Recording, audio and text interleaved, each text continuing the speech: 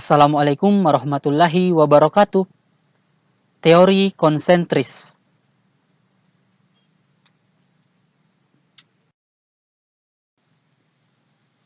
Ernest W. Borges melakukan penelitian untuk kota Chicago pada tahun 1923. Hasil menunjukkan bahwa perkembangan kota Chicago membentuk sebuah pola penggunaan lahan yang konsentris dengan fungsi yang berbeda-beda. Teori konsentris meyakini bahwa perkembangan kota dimulai dari pusatnya, yang kemudian meluas ke wilayah yang jauh dari pusat akibat peningkatan penduduk. Interaksi antara penggunaan lahan dan manusia, baik dalam segi ekonomi, sosial, ataupun politik, membentuk beberapa zona konsentris. Kekurangan dari teori konsentris adalah tidak berlaku di semua negara. Contoh kota dengan teori konsentris adalah Chicago, London, Calcutta, Adelaide, dan sebagian besar kota-kota di Indonesia. Ini adalah dua kota yang berpola konsentris, yaitu kota Chicago dan kota London.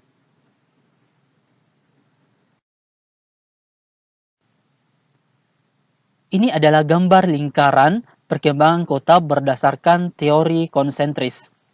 Ada beberapa asumsi teori konsentris.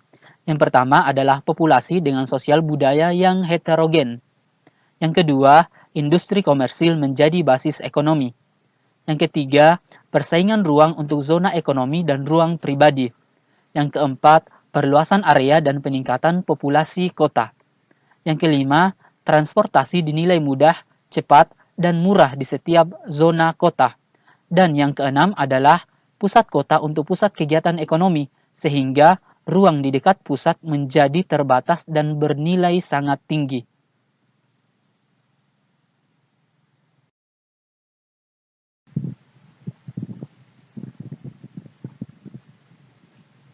Ini adalah susunan ruang kota teori konsentris.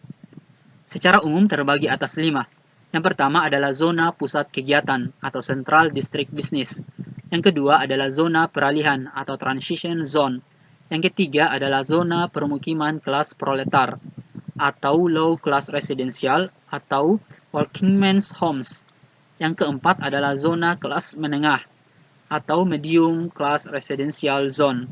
Dan yang kelima adalah zona pengelaju atau Commuter Zone.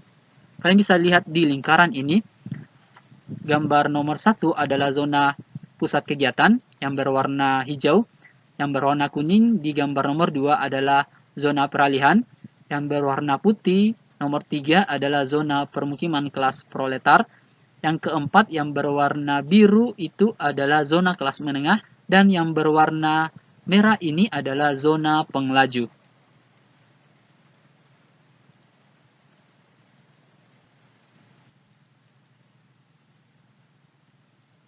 Ciri-ciri zona pusat kegiatan atau Central District Business. Yang pertama adalah inti kota.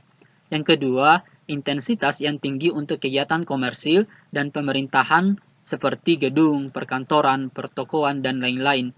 Yang ketiga, nilai harga jual atau sewa tanah tinggi. Yang keempat, populasi untuk permukiman sangat sedikit. Dan yang kelima adalah aksesibilitas mudah dan laju orang masuk keluar jumlahnya besar setiap harinya.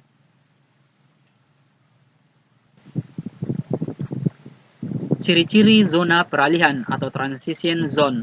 Yang pertama adalah terikat dengan zona pusat kegiatan.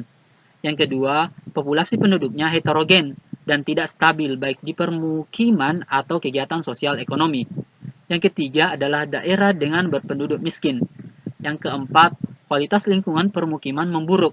Sering ditemukan daerah slum atau permukiman penduduk kumuh.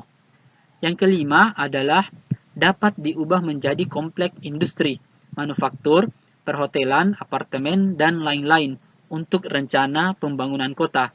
Dan yang keenam adalah tingkat kejahatan dan penyakit tertinggi di kota.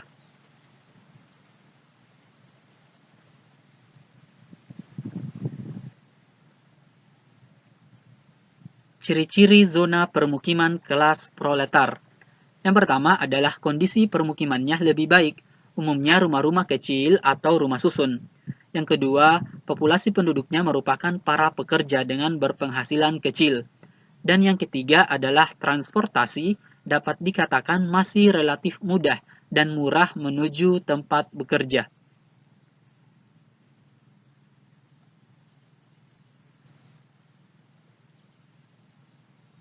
Ciri-ciri zona kelas menengah. Yang pertama adalah permukiman untuk para pekerja dengan berpenghasilan menengah. Yang kedua, kondisi permukiman lebih baik dibandingkan kelas proletar, permukiman horizontal ataupun permukiman vertikal atau apartemen. Yang ketiga, lokasinya strategis dengan pusat perbelanjaan sudah hampir sama kondisinya dengan yang berada di pusat kota.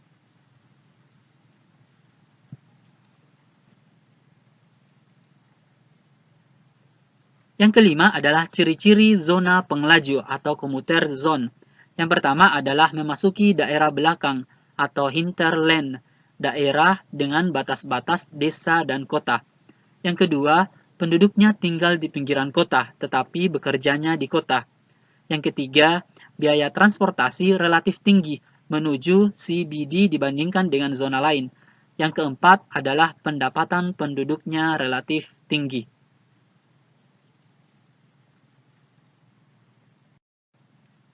Oke, sekian pembahasannya. Terima kasih. Assalamualaikum warahmatullahi wabarakatuh.